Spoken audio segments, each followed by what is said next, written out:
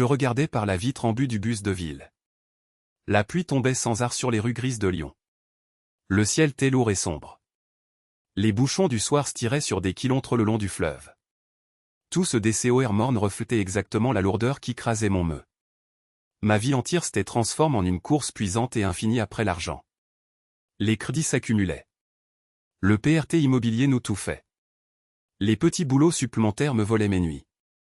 Je m'appelle Claude et je n'avais plus la force de sourire. 5 ans plus tôt tout semblait si beau. Quand Mathis et moi avions décidé de nous marier, l'avenir brillait de mille feux. Nous étions jeunes. Nous étions profondément amoureux. Nous avions la tête pleine de projets grandioses pour notre future famille. Mathis travaillait dans une grande entreprise de construction locale. Moi j'étais comptable dans une petite agence de quartier. Une grande passion nous unissait. Nous partagions le rêve ultime d'acheter notre propre appartement. Les premières années nous avons loué un minuscule studio sous les toits. Nous avons économisé chaque centime pour rassembler l'apport initial. Nous ne sortions presque jamais au restaurant. Nous ne prenions pas de vacances.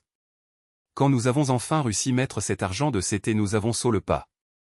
Nous avons signé un PRT immobilier sur 25 ans pour un bel appartement de 3 pièces.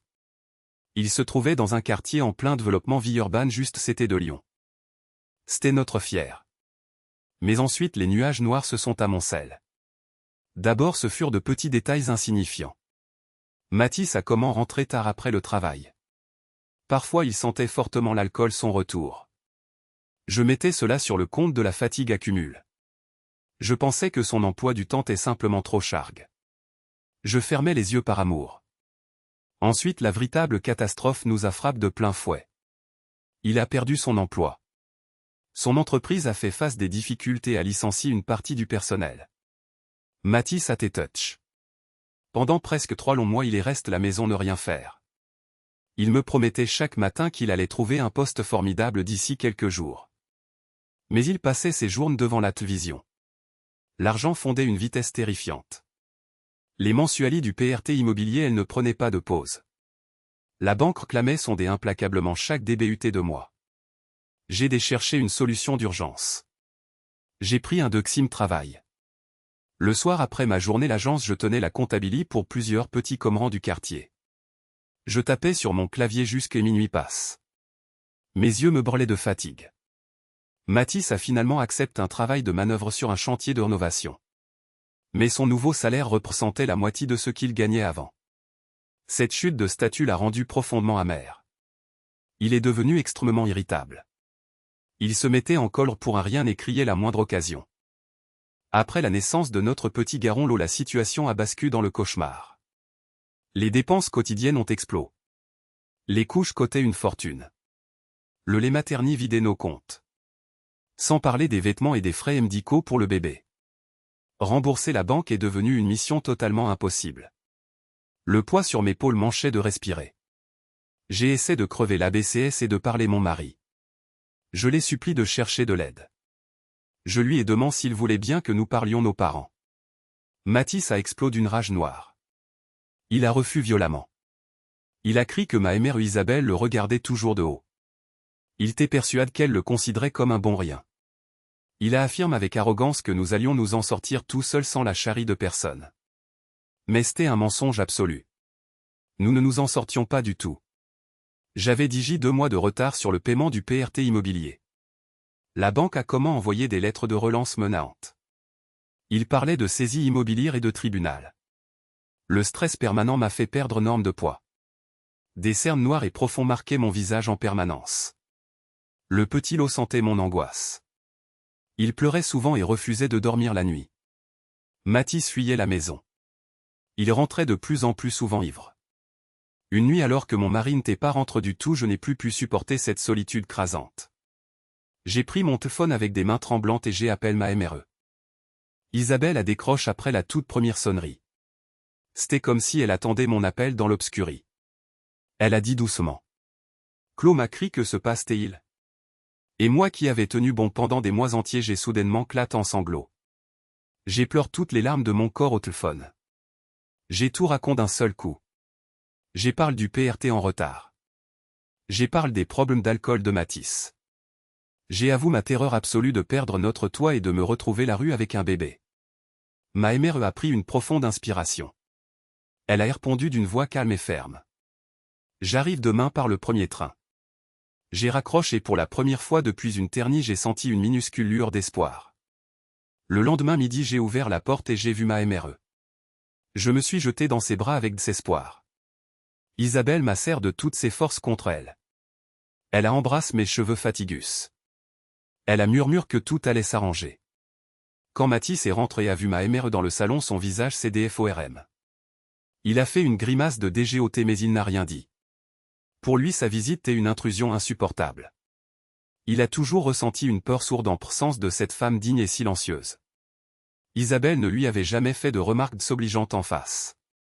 Mais dans son regard peurant on pouvait lire clairement. Je sais exactement quel genre d'homme tu es.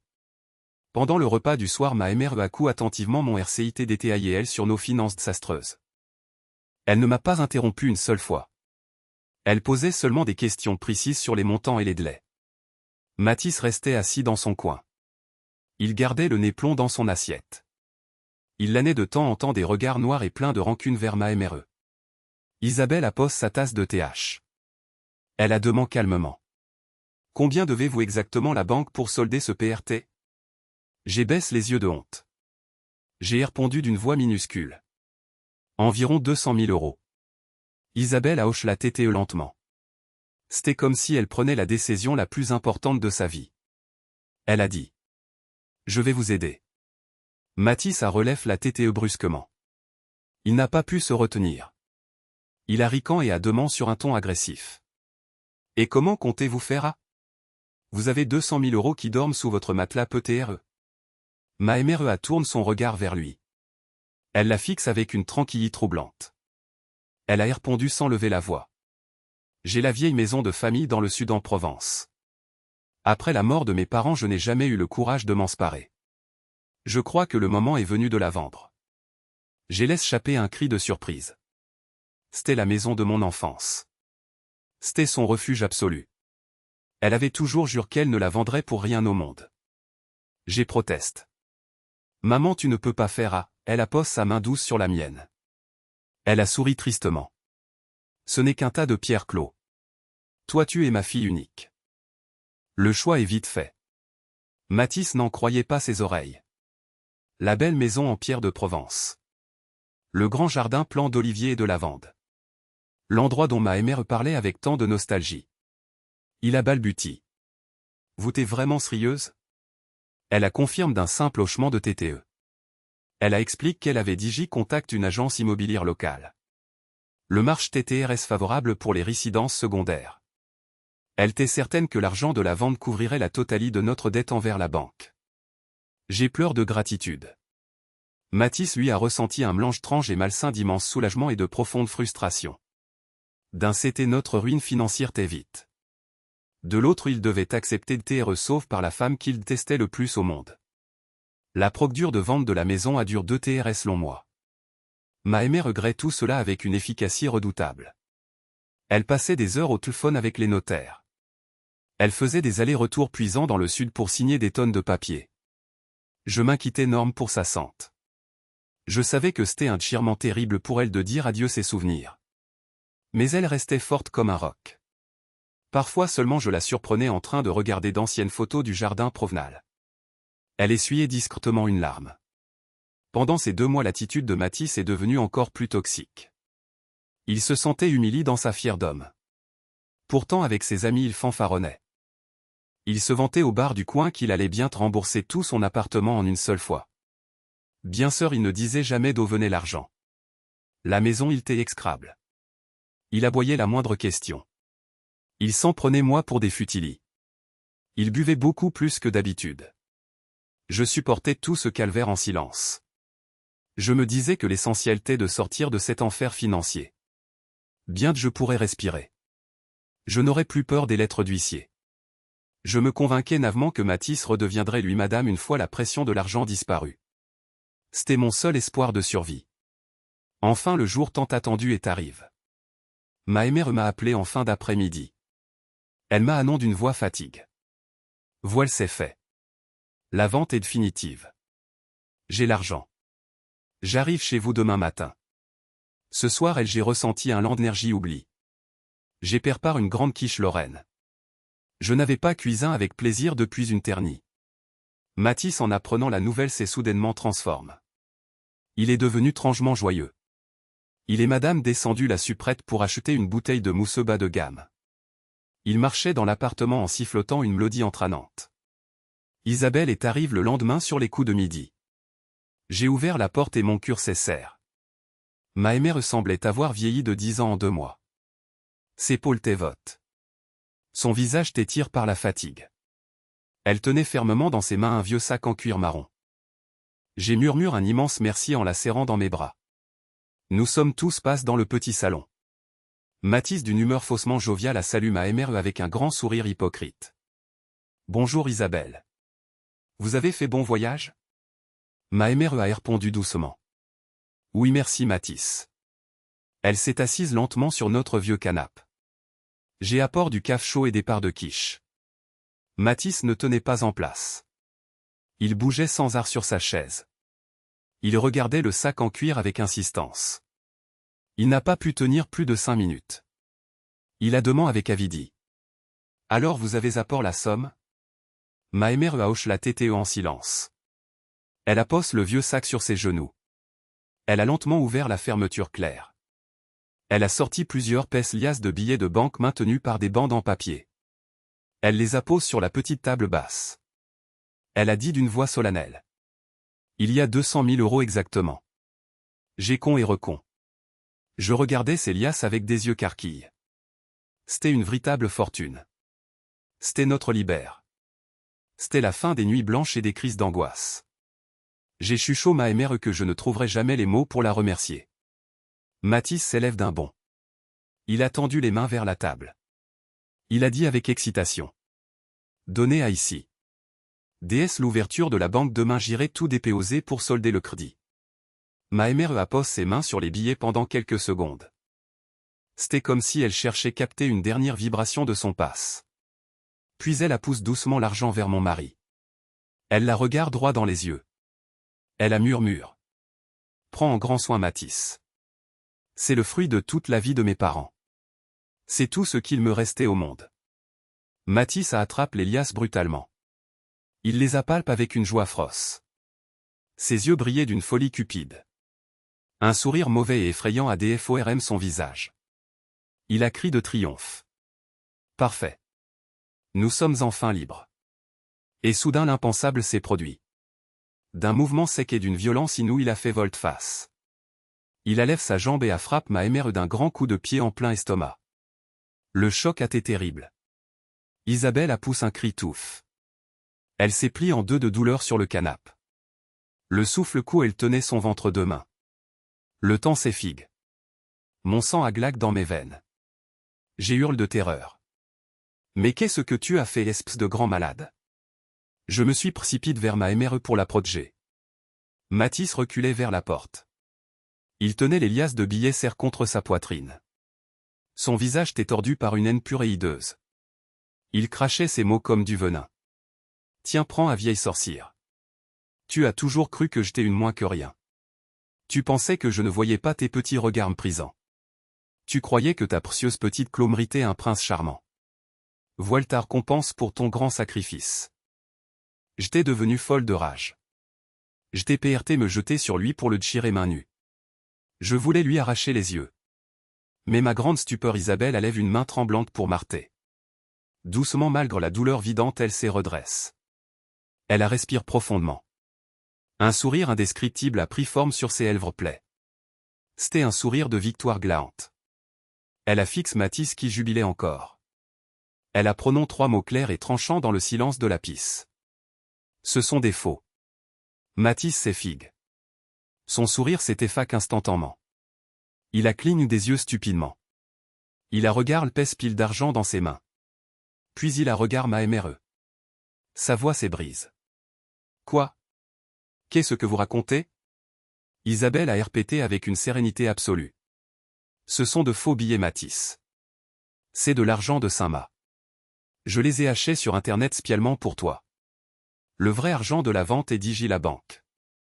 Je l'ai DPOS directement sur le compte personnel de Claude. Le crédit immobilier a été totalement soldé hier matin par virement. Le visage de Mathis est devenu livide. Il est passe du blanc au gris cendre. Ses mains se sont mises trembler violemment. Il affroisse les billets. Il les apporte la lumière de la fentre. Il a vu que le papier est étrange. Que les filigranes n'existaient pas. Il a comment bégayé comme un enfant pris en faute. C'est impossible. C'est une blague. Vous mentez. Ma mère accroît les mains sur ses genoux. Oh que si c'est possible Mathis. Je savais depuis le premier jour que tu étais un homme profondément mauvais. J'attendais simplement que tu montres ta véritable nature au grand jour. Je voulais que ma fille voie le monstre qui partageait sa vie. Je regardais ma mère avec un choc immense. J'étais incapable d'assimiler toute cette folie.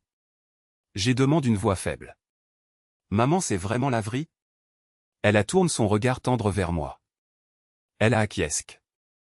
Oui, m'a crié. Le notaire a viré les fonds directement la banque. J'ai exigé que la procédure se fasse sans aucun intermédiaire. Je voulais juste faire un test ultime. Je voulais voir comment cet homme allait se comporter avec moi après avoir cru prendre mon argent. La réponse a DPAS mes pires attentes. Mathis, comprenant enfin qu'il était tombé dans un piège magistral, a poussé un rugissement de BTE sauvage. Il agitait violemment les faux billets sur le sol du salon. Les coupures en papier se sont parpillées partout comme des feuilles mortes. Il a fait un pas menant vers Isabelle. Mais je me suis dressé devant lui. Toute ma peur avait disparu. Il ne restait qu'une détermination féroce. J'ai pointé mon doigt vers la porte d'entrée. J'ai crié de toute la force de mes poumons. Ne t'avise madame pas de la toucher. Prends tes affaires et dégage de chez moi immédiatement. Ordure. Il a rican avec désespoir. Il a hurlé. De chez toi? Cet appartement est nous deux. Tu ne peux pas me jeter la rue. Isabelle la coud avec une autorité tranchante. Tu te trompes encore Mathis.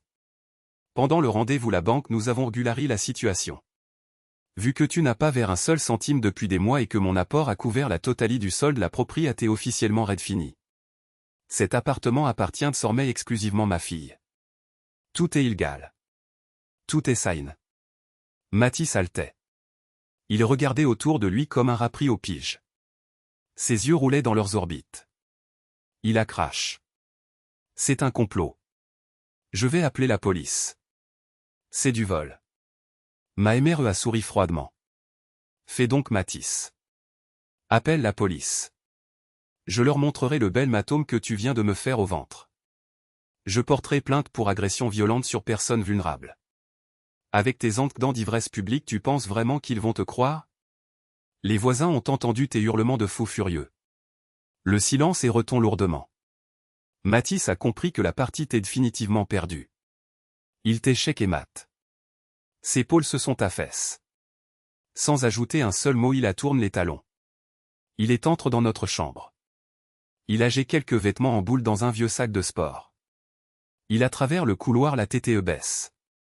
Il a ouvert la porte d'entrée et la claque derrière lui avec une violence qui a fait trembler les murs. C'était fini. Je me suis laissé glisser sur le canapé CT de ma MRE. Mes jambes ne me portaient plus. J'étais entéaté de choc émotionnel. J'ai murmuré en regardant les faux billets sur le tapis. Tu avais vraiment tout calculé depuis le DBUT.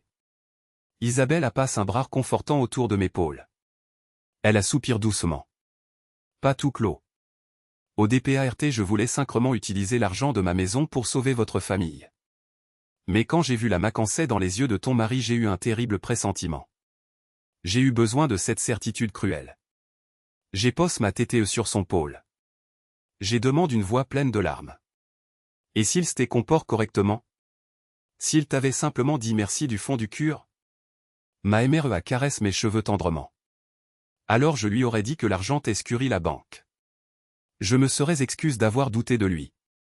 Nous aurions sable le champagne ensemble comme une vraie famille. Malheureusement mon instinct de MR ne s'est pas trompé. J'ai fermé les yeux. Une angoisse terrible m'a soudainement saisi. Comment je vais faire maintenant maman? Comment je vais lever l'eau toute seule dans ce grand appartement? Isabelle m'a serré un peu plus fort. Elle a répondu avec une chaleur infinie. Tu ne seras jamais seule ma fille. J'ai vendu ma grande maison. Je n'ai plus d'attache Elba. Si tu le veux bien, je viens vivre ici avec vous. Nous nous occuperons du petit lot ensemble. Nous construirons une nouvelle vie merveilleuse. Cette nuit je n'ai pas pu fermer l'île. Dans l'obscurie de ma chambre, 1000 pensées se bousculaient dans ma TTE. Je ressentais la douleur de la trahison amoureuse. Mais par-dessus tout je ressentais un soulagement immense et libérateur. Le fantôme de la dette avait disparu. La menace toxique de mon mari n'était plus elle. Mathis n'a pas donné signe de vie pendant 2 longues semaines. Puis un soir il a appelé. Il était sobre et pleurnichard. Il a supplié de revenir. Il jurait qu'il allait changer et trouver un travail honnête. J'étais inflexible. J'ai raccroché. Il a ensuite essayé de menacer avec des avocats pour réclamer une part de l'appartement. Mais quand ma mère a DPOS une main courante pour les coups et blessures, il a pris peur et a disparu de la circulation. La procédure de divorce a été rapide et étonnamment facile. La justice lui a accordé un droit de visite pour le week-end. Mais TRS vite il a comment annuler ses visites. Il oubliait les anniversaires. Il envoyait parfois une petite pension alimentaire mais de fin TRS irrégulière. J'ai fini par changer de travail. GRCE ma nouvelle libère d'esprit, j'ai trouvé un poste de comptable en chef dans une belle entreprise lyonnaise avec un excellent salaire et des horaires normaux. Ma mère s'occupait de l'eau la maison. Elle cuisinait des plats délicieux. La joie et les rires sont revenus sonner dans les murs de notre foyer. 5 merveilleuses années passent, l'eau est entre le col primaire. C'est devenu un petit garçon intelligent, curieux et toujours souriant. Il ne ressemble en rien à la noirceur de son pré. Entre-temps la vie m'a offert un magnifique cadeau. J'ai rencontré Antoine. C'était un ingénieur en informatique qui venait d'emménager dans l'immeuble d'en face. C'est un homme doux, patient et profondément bon. Il a immédiatement su comment faire rire l'eau. Il s'entendait merveille avec ma MRE. Nous passions de longues soirées discuter tous les 4 autour de la table. Quand Antoine m'a demandé en mariage sous un grand chêne dans un parc, je n'ai pas cité une seule fraction de seconde. Mon cœur a dit oui instantanément. Bien sûr Mathis n'a pas été un vil acromonie. Les rares fois où j'entendais parler de lui, les nouvelles n'étaient pas brillantes. Il enchaînait les petits boulots précaires. Il habitait dans une chambre insalubre en périphérie. L'alcool avait fini par le ronger complètement. Le soir de mon mariage avec Antoine, la FTE battait son plein. Après le DPART des derniers invités, je me suis retrouvé seul un instant avec ma MRE dans la grande salle de réception. Je portais une belle robe blanche et fluide. Je les regarde avec une infinie tendresse. J'ai dit doucement. Tu sais maman, je pense souvent cette fameuse journée. Je pense ton sourire incroyable. Je pense ces mots précis qui ont littéralement sauvé ma vie. Ce sont de faux. Isabelle a ri doucement. Elle a pris mes 2 mains dans les siennes. Ses yeux brillaient de fier. Je voulais juste te protéger, ma crie. C'est le RL d'une MRE. Aujourd'hui, quand je vois la femme radieuse que tu es devenue, je sais que j'ai pris la meilleure décision de mon existence. Nous nous sommes approchés de la grande baie vitre. Nous regardions les lumières de la ville clignoter dans la nuit paisible. Nous étions 2 femmes fortes, debout et victorieuses. Nous avions traversé la pire des tentes et nous avions gagné le droit de TRE heureuse. Une pensée amusante m'a soudain traversé l'esprit. J'ai demandé avec malice. Au fait maman. Qu'est-ce que tu as fait de tous ces faux billets éparpillés sur le tapis? Isabelle a eu un petit sourire mystérieux. Ses yeux ont-ils d'amusement. Oh, je les ai mis dans un grand seau en MTAL sur le balcon. J'y ai mis le feu le soir madame. J'ai regardé chaque morceau de papier se transformer en cendres. Il faut savoir brûler le passe pour avancer vers la lumière. Nous avons éclaté de rire. C'était un rire franc, sonore et totalement libre. Le rire magnifique de 2 personnes qui n'ont absolument plus rien craindre du monde.